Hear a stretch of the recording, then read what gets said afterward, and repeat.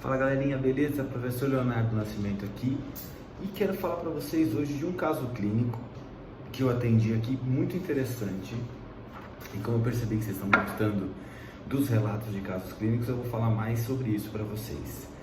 Seguinte, atendi um paciente aqui que tinha um pouco de dor lombar, né? Tava com uma dor lombar incomodando na região da torácica mais baixa, pegava até a lombar, o começo da região do glúteo ali. E aí ele começou a me contar o relato. Ele falou assim, comecei a sentir depois que eu estava jogando basquete. Aí terminei o jogo de basquete, comecei a sentir muita dor nas costas, tal, não sei o que, começou a me incomodar bastante. E aí ele me contextualizou uma coisa, ele falou assim, eu sempre fiz atividade física. Aí eu mudei de cidade. E depois que eu mudei de cidade, eu demorei para conseguir encontrar um grupo para conseguir jogar basquete de novo, para fazer alguma atividade física de novo constante. E aí eu acabei voltando e me empolgando demais nessa volta aí. Aí o que acontece? Passou no ortopedista, e aí no ortopedista fez uma ressonância magnética da coluna e sinceramente ele não tinha nenhuma indicação que ele precisaria desse exame de ressonância magnética. Por quê? Ele não tinha perda sensitiva, ele não tinha perda motora, ele não tinha alteração de reflexo, ele não tinha nenhum tipo de incontinência, ou seja, o exame de imagem no caso desse paciente era totalmente contraindicado. Então, a primeira coisa que eu quero falar para vocês é assim, utilizar os exames de imagem de forma não adequada pode ser um efeito nocebo no paciente.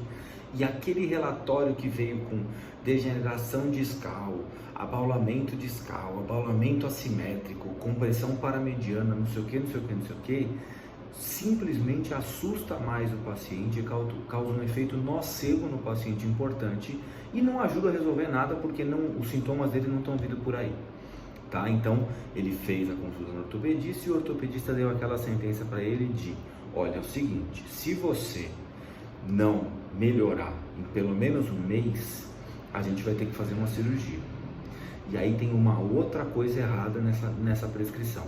Por quê? O tratamento conservador, se caso tivesse alguma relação com uma hernia de disco, por exemplo, deve ser tentado por 6 a 8 semanas. E se isso não resolver, o tratamento cirúrgico deve ser indicado.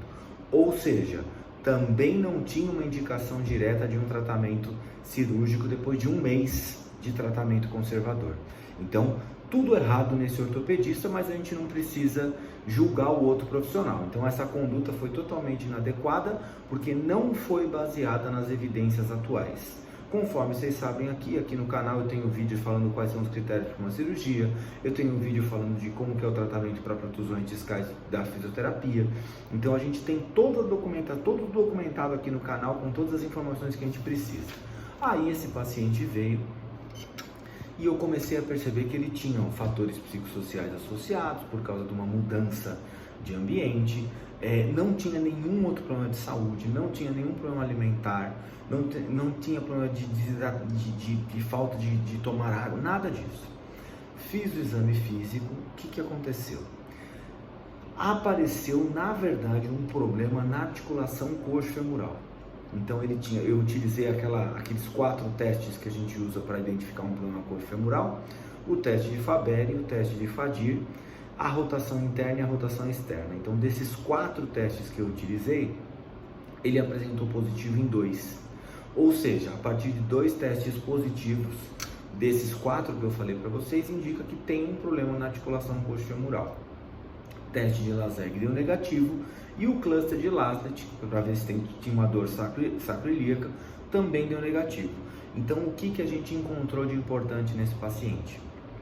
Um problema na articulação coxo-femoral.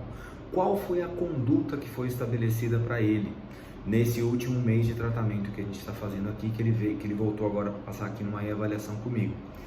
Nesse último mês de tratamento, ele fez exercício de mobilidade, de controle motor para coxo femoral. A gente utilizou terapia manual especificamente para ganhar rotação interna e externa, ganhar mais amplitude de flexo e extensão, mesmo com ele tendo pouquíssima limitação, mas nas rotações ele tinha limitações importantes. Então a conduta básica foi terapia manual e foi exercício. E aí ele falou o seguinte, olha, voltei a jogar basquete, depois desse um mês, como a gente tinha combinado. Voltei a jogar basquete, voltei a fazer minhas atividades, estou fazendo musculação, que eu recomendei para ele também fazer um trabalho de fortalecimento específico, e ele tá com uma dor, ele falou assim, ó, minha dor tá praticamente 1 ou 2, em situações muito específicas. Ou seja, ele tinha um problema coxofemoral, foi feita uma ressonância magnética da coluna sem necessidade nenhuma, foi catastrofizado falando que precisava de uma cirurgia, e com tudo isso esse paciente começou a ter muitos problemas. O que eu fiz? Trabalhei com educação em dor, trabalhei com terapia manual e trabalhei com exercício. Por que eu quero falar isso para vocês? Porque o básico funciona. Desde que você faça uma boa avaliação, que você tenha uma boa orientação, que você saiba explicar para esse paciente o que ele tem, o básico vai funcionar e vai funcionar muito bem. Certo? O que vocês acharam desse caso? Coloca aqui nos comentários. Valeu e até a próxima.